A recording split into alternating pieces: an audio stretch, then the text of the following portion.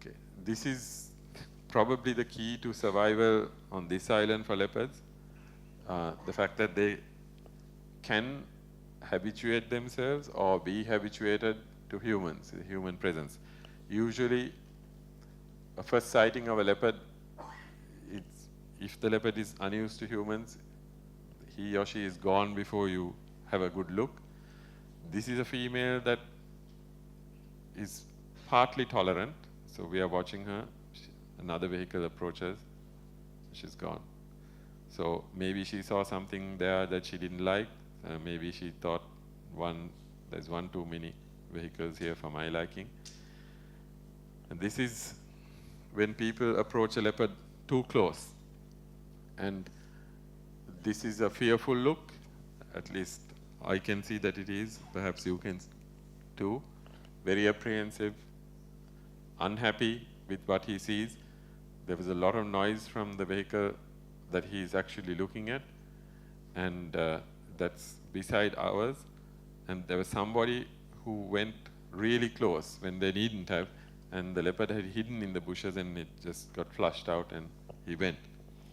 So it's unfortunate that people don't understand that you have to keep your distance if you want to get a good sighting, because eventually even a leopard that's hiding, if it knows that you know it's there, it will come out.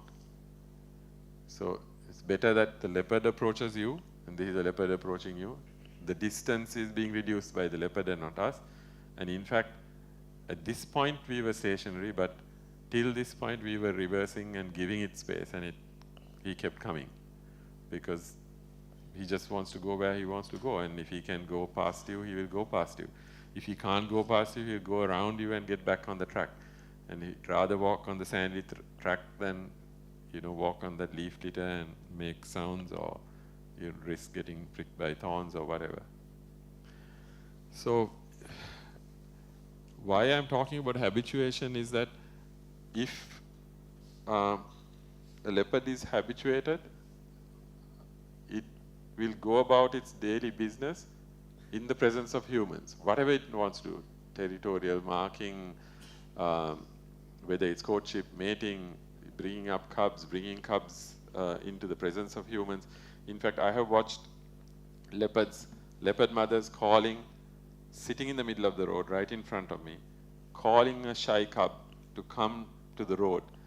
He would have none of that. So he called back to her, and basically from what I can understand of that communication, just by the interaction and what happened, was that he didn't want to come to the road because he was afraid of these humans, whatever these things are in this truck. And she went in, and they played in a small glade in the forest, and I could see both of them, and then they went off. But what she wanted to do was bring him to the presence of the humans, for us to be able to see them, and more importantly for her male cub to see us. And isn't that strange? Now, how intelligent is that? Because perhaps leopard mothers know that to be habituated and not be afraid of the benign presence of humans in a national park where humans are always coming in and there is overcrowding and whatever, is a huge advantage. Because if a leopard was to constantly hide from the presence of humans who are looking for them, and if they see them, often it's unruly, they get too close, and if constantly it's like hide and seek, the moment you see a jeep coming along, you duck down, you crawl through the grass and you disappear. And if you've been marking along a road and that's your reaction, then you lose out, because then another vehicle will come and another will come, and you have to stop doing what you did and have some other activity. And I think by now they would have attacked many more humans. We are not really part of their prey. We may have been prehistorically, and we still may be forming part of their prey in certain areas of the world, but in Sri Lanka, they are acting quite differently, and maybe that is the key to their survival here. This is still, though a large island, still a small place, a small country, where we have shared this space with leopards for a long time. So that is finally what I have to say. We are constantly talking about leopards. We are monetizing them. We are selling them. We are proud of them. We want lots of people to see them, but we are not doing the minimum. There is a minimum that we need to do to safeguard their conservation and their future in this island. I don't think it's a huge amount. I don't think it's a big sacrifice. I think it can be, what we need to do can be studied, and once it's studied and understood, I mean, I have some suggestions, I have some ideas, I do know some of the things that we can do, but I think it's a national process. We need to understand that if we want these animals to live without being pushed to extinction, we need to do our part. And I think for a long, long time, they've been doing their part, because there is coexistence in many parts of the country, and leopards and humans do live side by side. The leopards are aware, the humans are there, but the humans are not aware, which is to the credit of the leopard, because it's able to live like that, like almost like it's a ghost. But once people get to know there are leopards, usually there is not a great reaction. Well, they are surprised. But when incidents like what happened in the estate in Hatton happens, and that kind of leopard phobia spreads to other areas, I think there can be more trouble. And we are not going to be moving leopards from where they live to other areas, because there are leopards in other areas. If it's suitable habitat and there is suitable prey, there will be others. They have territoriality, there is land tenure, there is resistance to newcomers, and there will be bloodshed, and somebody is going to get pushed out or get killed. So moving leopards is not an answer. But unlike with elephants, I think we can do a lot with very little effort. Okay, thank you very much, ladies and gentlemen. I am especially grateful to Ishara Abbey for helping me to put this presentation together, because without her, I don't think I would have done much of this.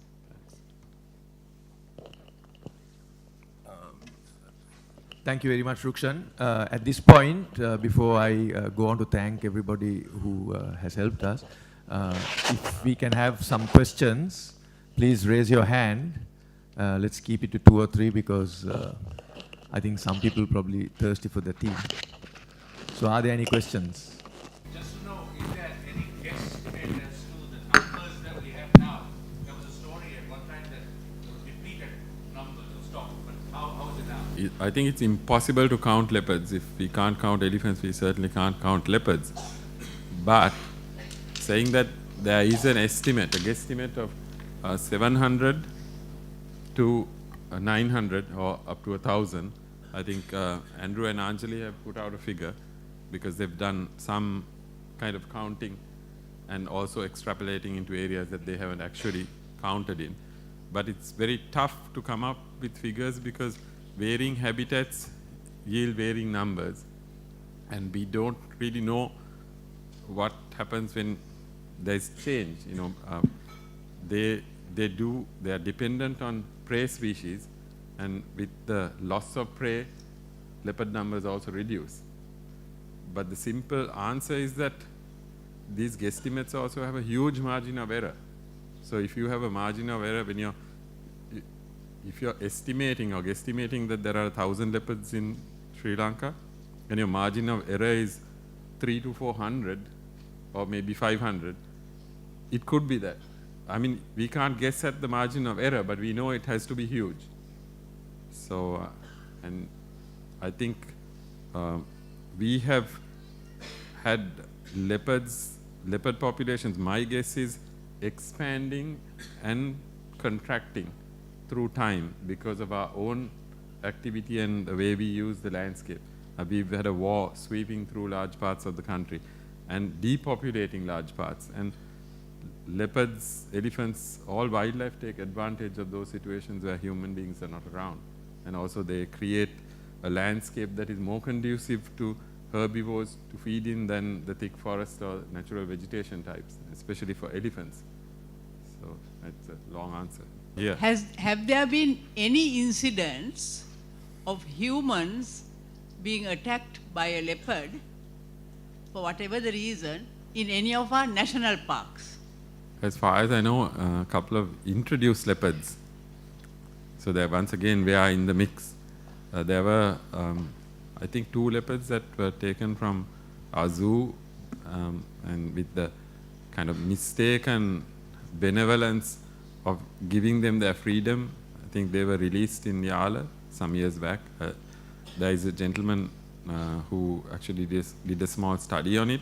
He was asked to give a report, Mr. Lal Anthony's, also of a long-standing member and past president. But he's not here today, otherwise he could have given you a small synopsis. And one of them, we believe, attacked 2 humans at least.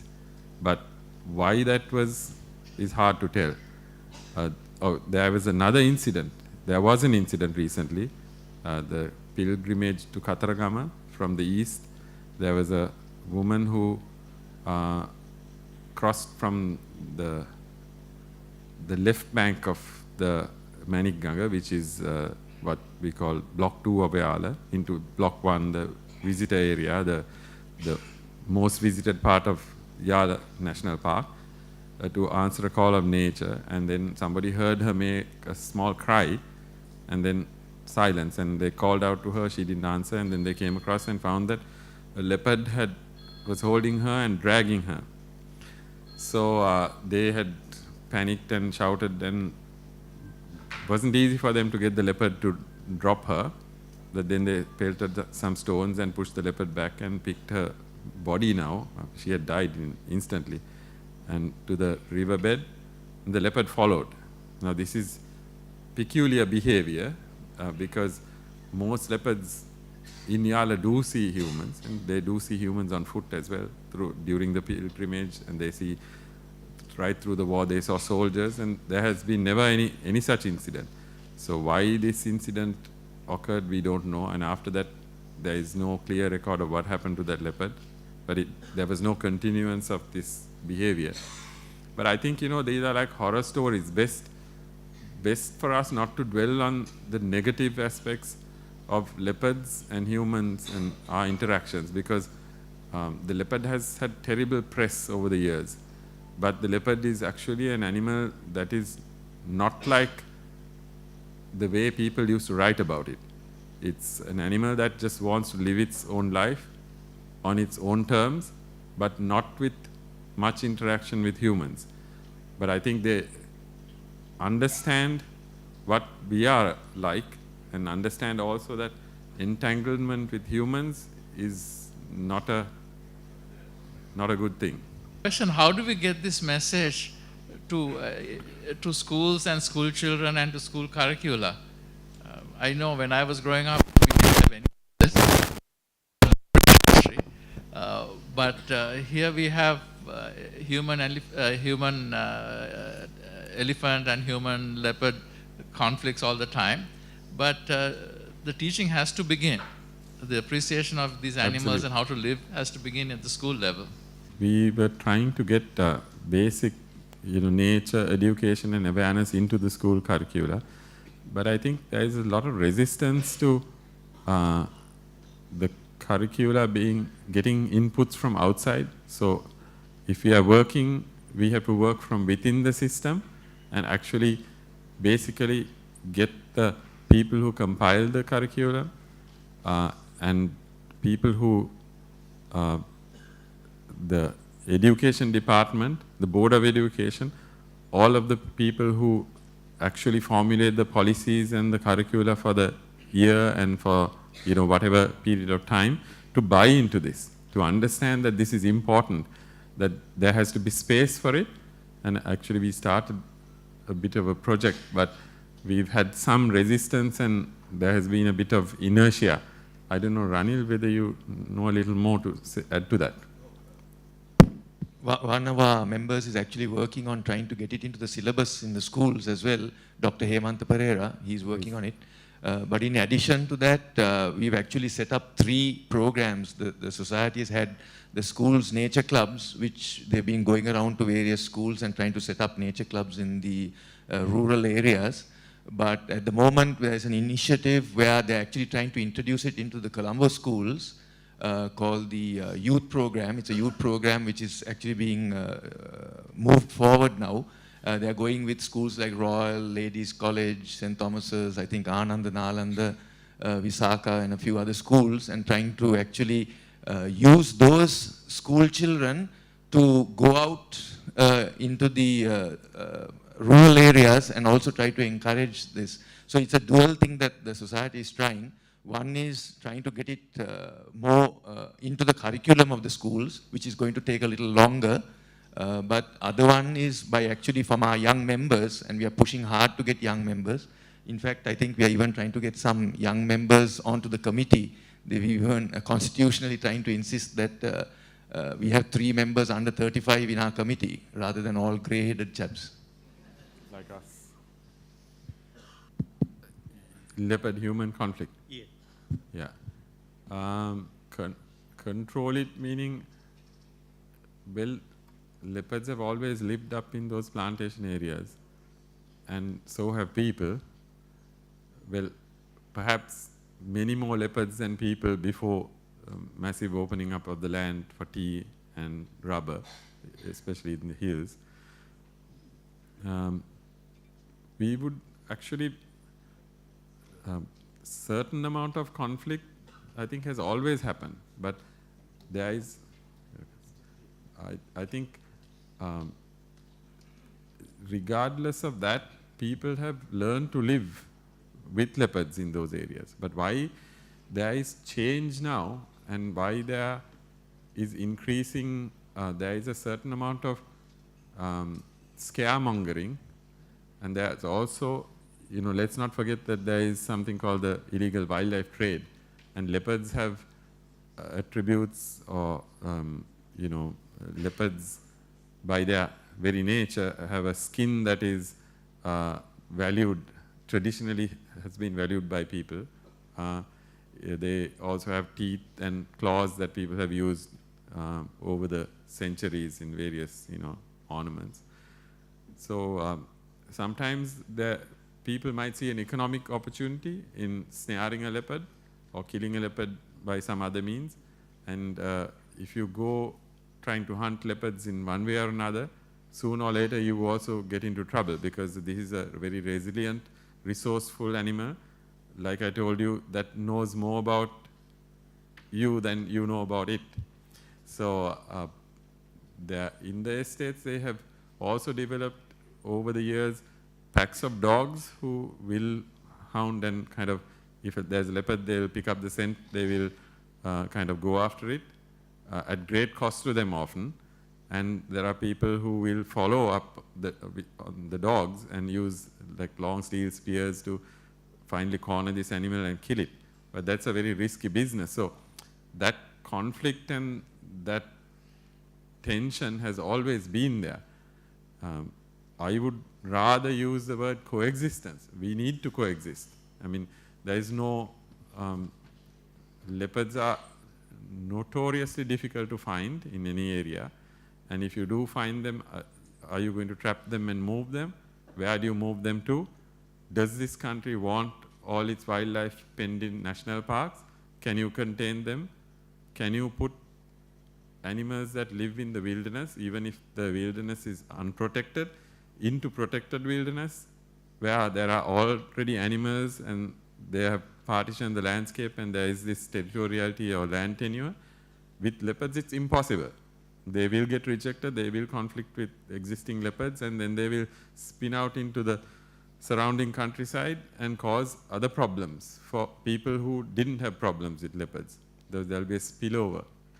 And out of our national parks also, there is a certain amount of spillover of leopards that go into farmlands and go into suburban areas, and then they kill dogs, cattle and goats, and then they come into conflict with humans. But given a choice, given enough adequate prey, they won't kill any of those animals. I'm pretty sure, because there's cattle inside Yala at the moment, they're generally not killing them. They prefer to hunt their own prey species. So the leopard-human conflict is, at the moment, really a non-conflict. We have a couple of events that have happened. how we manage those events and how we educate the people to learn to live with leopards and also appreciate them for what they are, not what they think they are. Because there is great tourism potential even in the hills for leopards. If the leopards can be adequately habituated, that people don't react adversely to the presence of leopards and also don't push leopards into reacting kind of aggressively towards them. I think these leopards over the years have been living next to humans and been acting with great restraint. That's the way I see it. Because if they wanted to start killing humans, I think they will. Are there any differences in the behavior of leopards across continents, countries? Yeah, I think there is, yes. I think behaviorally quite different. Generally, there is a pattern that they conform to. There is territoriality, there is the way they bring up their young, the sibling kind of interactions. But I think Sri Lankan leopards seem to be more tolerant and able to live closely with people than most other places. You hear stories from both India and Africa where leopards are far more aggressive, far less tolerant, and far quicker to attack a human if you kind of stumble upon them or invade their space or irritate them in any way. But not here. So these incidents are very rare. And I think for a long time, leopards have had to adjust and adapt to living with humans here. This is, like I told you, this is a small place, 65,000 square kilometers with unknown number of leopards, but 21 million people. So where are all of us living? We are living in a lot of places where there are leopards as well. Okay, thank you, Rukshan. If I may just close up by once again thanking some of our sponsors, Nations Trust Bank, for supporting us to provide these facilities to you. Then there is ProImage and Mohan Fernando for the support with the video. CJ and team at Sarva Advertising for creative support. Dilma for the tea that we are about to receive. And John Keel's Office Automation. And Sanjay Lanka for scans and scanning efforts to us. Thank you very much. And also I must say thank you very much to Rukshan. While if I can just have a footnote to say that one of the conditions is that these views are Rukshan's views. They're not necessarily the views of the society.